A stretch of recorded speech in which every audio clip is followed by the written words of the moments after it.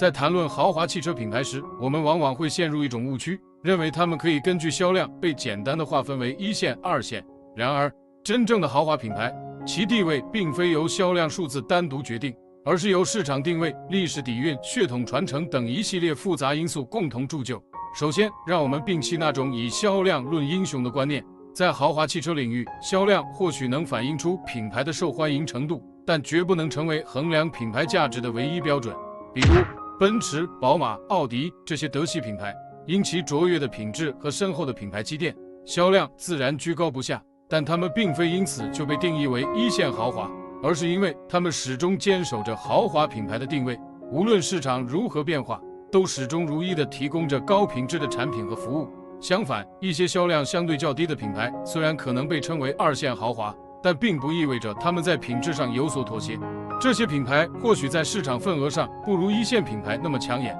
但他们在产品设计、制造工艺、技术创新等方面同样有着不俗的表现，只是因为他们进入市场的时间较晚，或者品牌影响力尚未达到一线水平，才在销量上稍显逊色。再者，豪华汽车市场的规模本身就相对较小，在这个小众市场中，品牌之间的竞争异常激烈。据统计，市面上95%以上的车型售价都在20万元以下，而20万元以上的车型保有量则不足5%。这意味着豪华汽车品牌必须在这个狭窄的市场空间中寻找自己的立足之地。一旦某个品牌在市场上站稳了脚跟，形成了自己独特的品牌风格和消费者群体，那么其他品牌就很难再撼动其地位。因此，对于豪华汽车品牌来说，努力经营和用心打造产品固然重要，但更重要的是要找到适合自己的市场定位和发展方向。如果仅仅依靠降价、冲量等手段来提高销量，那么最终可能会损失掉品牌的核心价值。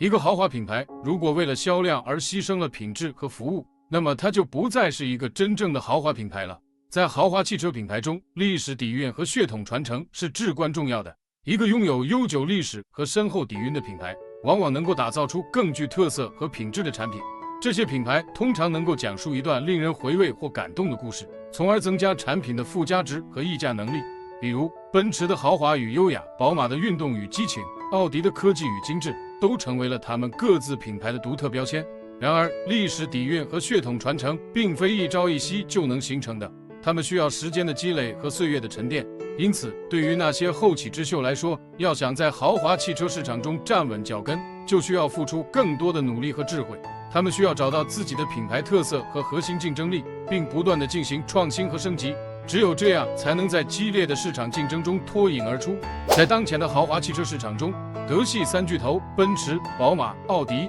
几乎占据了80%的市场份额，表现出极强的竞争力。然而，这并不意味着其他品牌就没有机会。事实上，一些日系豪华品牌如雷克萨斯等，也在市场上取得了不俗的成绩。他们凭借独特的产品设计、卓越的品质表现和贴心的服务体验，赢得了消费者的认可和喜爱。然而，日系豪华品牌也面临着一些挑战，比如他们过于依赖北美汽车市场环境，导致在其他地区的市场表现相对较弱。此外，一些日系豪华品牌在产品设计上过于注重运动性能，而忽略了豪华感和舒适性的营造，这些都在一定程度上影响了他们的品牌形象和市场竞争力。相比之下，英系豪华品牌则有着独特的魅力和历史底蕴。英国几乎没有普通汽车品牌全是定位豪华的品牌，这得益于英国悠久的汽车制造历史和深厚的文化底蕴。然而，二战后的英国汽车业遭遇了严重的挑战，由于关税壁垒的保护逐渐消失，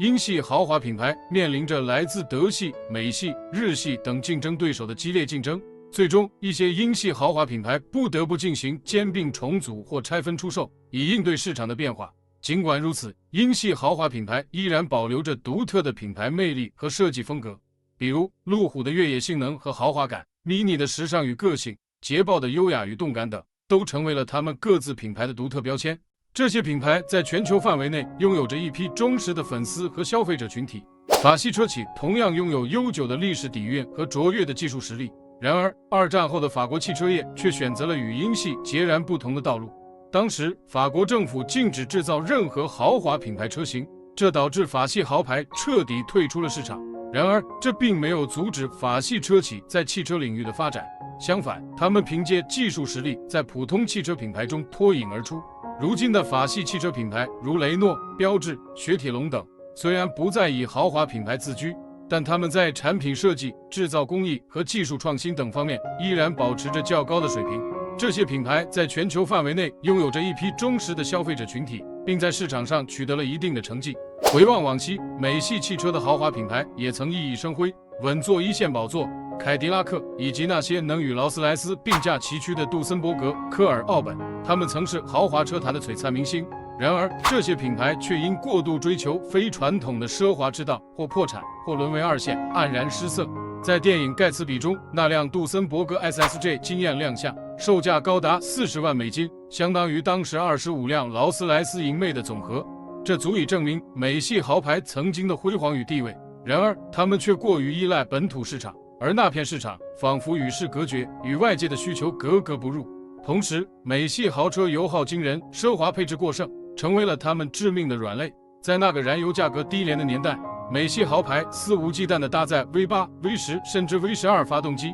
车型设计臃肿奇特，宛如一个个移动的怪物。他们不考虑风阻，不顾及油耗，只追求极致的奢华与气派。车载电化、豪华内饰，各种高科技配置，美系豪车将他们统统收入囊中，却也因此付出了沉重的代价。油耗飙升，价格高昂，操控性差，外观油腻，这些缺点让美系豪车逐渐与世界汽车市场的审美和需求脱节。当石油危机爆发时，美系豪车陷入了前所未有的迷茫。他们的设计摇摆不定，既想借鉴欧系车的精髓，又不愿放弃自己的传统。直到数十年后的重组，才终于找到了新的方向，开始打造年轻、锐利、运动、性能出众的车型。然而，错过的时光已无法挽回。当美系豪车终于醒悟时，市场已经被奔驰、奥迪、宝马等德系品牌牢牢掌控。为了夺回市场份额，美系豪车不得不采取打折降价的策略，但这只是权宜之计，无法从根本上改变局势。相比之下，